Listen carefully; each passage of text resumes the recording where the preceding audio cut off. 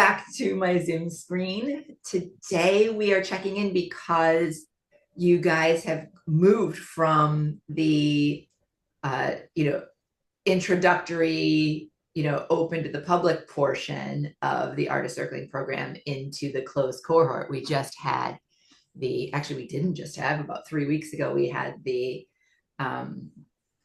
foundations module, and then 2 weeks from now we'll have the first full module, the advanced explorer module. So we'll get to check in with you again in another 3 or 4 weeks and track the progress. But today I would love to hear about your experience of like the difference between the intro modules that are a combination between the AOC students and the general public, and like if you've already gotten a feel for the transition to the closed cohort, because I think that is a question that a lot of our community members have. They're like, well, I've been to Sovereign or Explorer, like how is AOC different? And so if you have anything to offer there, I think people would like to hear it. And then also just your personal experience. And I know we will get to talk to you and Susan jointly again, but so today we can focus on your personal experience. The change I'm noticing is mostly around community. That the ones that are open to the public, absolutely a community forms within a matter of minutes, and it feels safe and welcoming. It feels a lot like a sacred medicine community to me. So the transition from that community to the closed cohort is a deepening of all of that. I haven't really felt into this before. It feels like, because everyone's there for some sort of similar spiritual purpose, getting to know yourself better, getting to know others better, getting to know this container in a way that you can live it. There's some sort of energy there that's all shared, and there was quickly like a deeper feeling of community that was palpable. And I think that this was largely your role. You brought in a lot of exercises that nurtured that community building. And it was a lot of fun. It was a lot of fun to get to know everybody in that kind of more intimate way.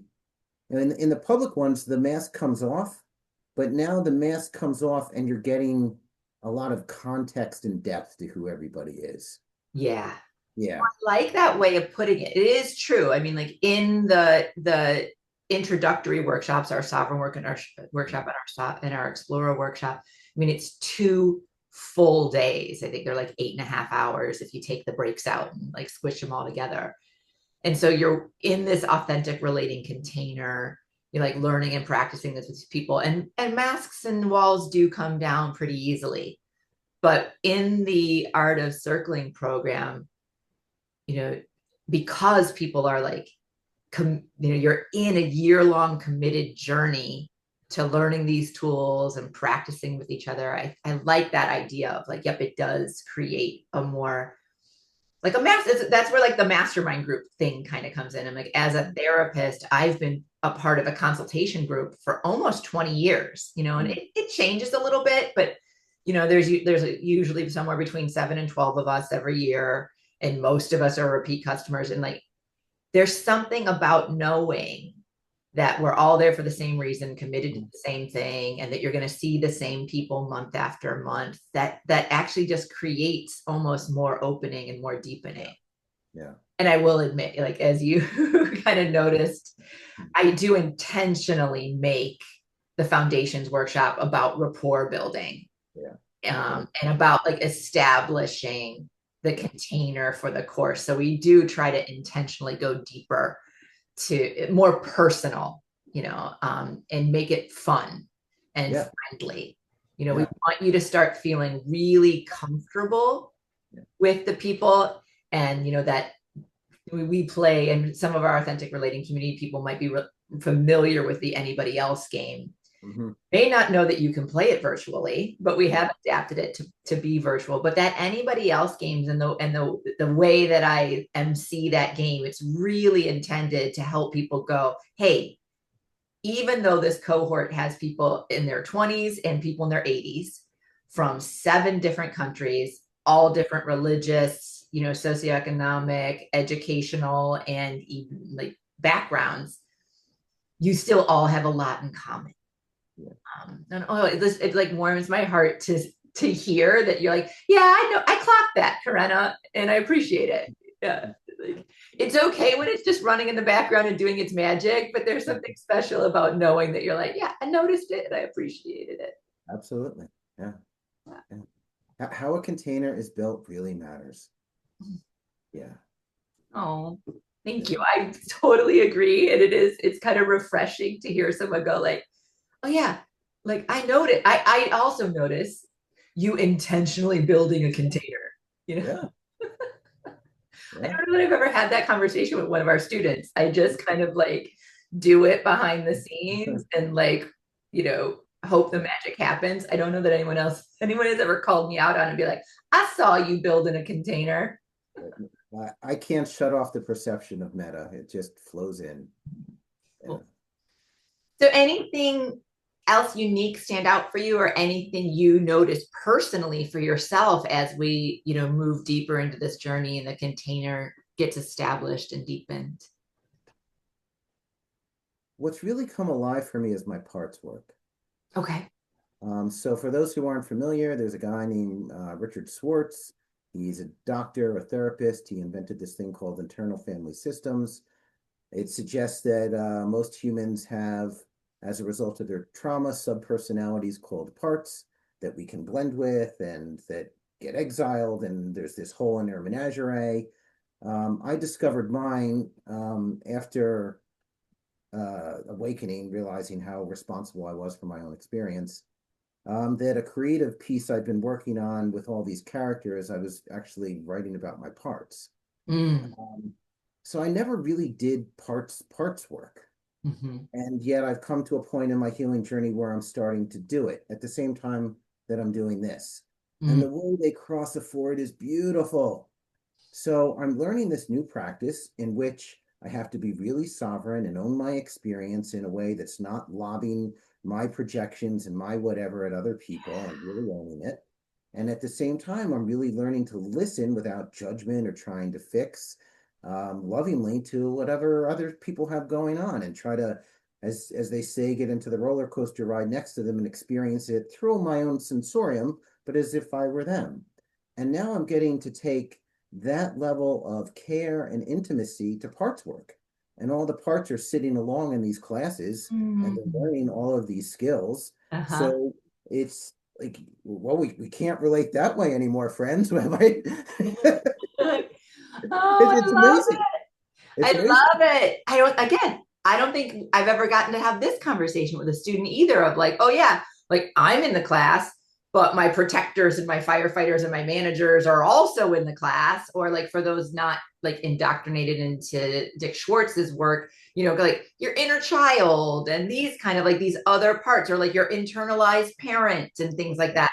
They're in the classroom too. I had goosebumps talking about this. I just got a wave of goosebumps of like, oh yeah, all of those kind of like subconscious parts that sometimes hijack the mic or hijack the steering wheel, depending on whatever metaphor you want to use about yourself. Like they're in these classes too. And so they're also kind of learning these things. Oh, it reminds me of something Cody said from AOC 12 at the end of his journey. He said that his inner critic had become an inner circler, Yeah. and that the way that he even talks to himself internally changed. And I bet you this That's is what he was exactly what's pointing happening. at. Yeah, that's Yeah. exactly what's happening. So I have a really dominant heart that has a lot of, I'm sorry, I have a really dominant part that has a lot of control over my heart space. And he Mm. has a lot of wounding when it comes to feeling other people's emotions, whatever. Because when I attempted to express that in childhood, I would often be yelled at and sometimes hit. Oh. So now I'm getting to take her into a safe place with people who are willing to take risks, and she's getting to try on feeling into others and not get beat up. It's wonderful. Yeah, Wonderful. figuratively and literally. She was Yeah. used to being beaten up for expressing needs and boundaries and disappointment. And now she's in a long-term container where she can have a corrective emotional experience. Yeah. Like gently dip a toe in and try these things again and get a different reaction, and then wade in deeper and get a different reaction. So you're almost like rewiring your nervous system and your psyche. Yeah, it's a reparenting. And the other thing that is occurring is because, um, as most humans can, I can get somebody else's world intellectually, I can get it emotionally, and I can also get it in an embodied spiritual sense. And I have parts that are associated with all of those capacities. Mm-hmm. They're learning how to cooperate better in this embodied way in a container in which they're being invited to collaborate like on steroids. Yeah. It's Yeah. amazing. I love this, that your parts are now learning to cooperate rather than being isolated Right. parts. It's almost They like you've need, got like an inner board of directors that they are, need to do this to get somebody else's world. yeah. Yeah. Oh, all of these, like, I don't want to, what's the opposite of collateral damage? Like, it's like a beneficial side effect of like, oh yeah, I'm trying to learn this model. And then, that's what we're like. The main reason everybody's here is like, oh, there's something that spoke to them about our model of communication and relating. And they're like, I want to learn more about this model, this way of being that they call circling. And then as you're learning that, you cannot help but go on a personal transformational journey. Yeah. Because in order to learn it, you got to challenge old beliefs or old habits or projections, and you have to challenge some of your systems in order to be able to learn this new one. And That's right. it's like an upgrading your operating system. Yeah, that's exactly what it's like. Well, I've done all this work internally and with smaller communities, and now I have an opportunity with this completely new community to take risks that are somewhat uncomfortable, but also really, they have got a real potential for growth, and the container feels safe. Yeah, I had no idea how much opportunity there was here. Uh, and I'm probably only just at the tip of the iceberg, but it's going to be a really transformational experience. Well, I think I can speak for the community too. Like I'm looking forward to following your journey over the next 8 months. And I imagine they are as well. And it's funny, I'm listening to it, I'm getting all excited, and then I'm remembering one of our students a couple years ago on graduation wrote me this like little haiku where he's like, the circling is not a cult, but circling is not a cult. It was like this little haiku about it is both a cult and not a cult. And I'm like, yep. I'm like, we're not doing any favors. I'm like, I'm listening to us, and I'm like, yeah, and we're really not a cult, but it's like it's how do you it's sometimes, and I know that there have been like Reddit threads about it too, and it's like, well, it's not a cult per se. There's no religious, beliefs. There's no guru. There's no dues other than your tuition. Like we're not asking for anything like that. But it's transformational, and it's a community. You know. When I hear the word cult is the antithesis of sovereignty. Mm. Your sovereignty. And this can't be a cult, because the first thing you do is you learn to express and inhabit your sovereignty. We're like an anecdote to culting, or we're like an anti-cult because I think it yeah, is. cult, the big thing about cult is like the mindset, Right. and that you do not stray from the mindset, you do not question it.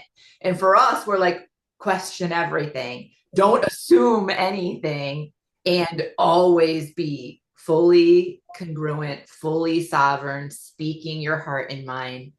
Yeah. Oh, I'm glad I spoke that, because I'm like, oh, I'm listening to us, and I started getting nervous that people are going to be like, oh, is this a cult? I'm glad, and I was like, I'm so glad I said it out loud. I've walked out of cults. It's not a cult. You're like, I've taste tested some cults. This does not pass this passes the sniff test. It is totally not a cult. It is the opposite of a cult. Yeah. I love it. Awesome.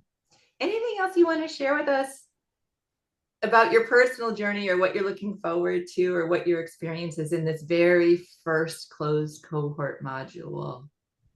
I'm looking forward to Warrior. I'm looking forward to rolling up the sleeves and getting into some dissonance. Yeah. That's when the fun starts. It's so funny. I mean, I try not to favor any of the 7 stages. I will say that Sovereign, and sometimes Deep Sea Diver, like Sovereign's probably my favorite. Deep Sea Diver is a close second. Warrior, so important, especially because we will talk about the yin side and the yang side of warrior. And in our conceptualization of it, you're warrioring for someone, you're warrior next to them, you're not worrying against them. And so, yeah, like just a little teaser for our community. You're gonna have to wait a little bit for Warrior. That one doesn't happen until early 2026, but Dan is super looking forward to it. So I imagine he's gonna have a lot of insights and ahas to share when we get there. Yeah, I'm imagining the Warrior has more to do with yourself than the other.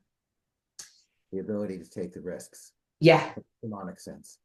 Well, and like my favorite thing about Warrior is like I've seen it be really transformative for every version of student we have.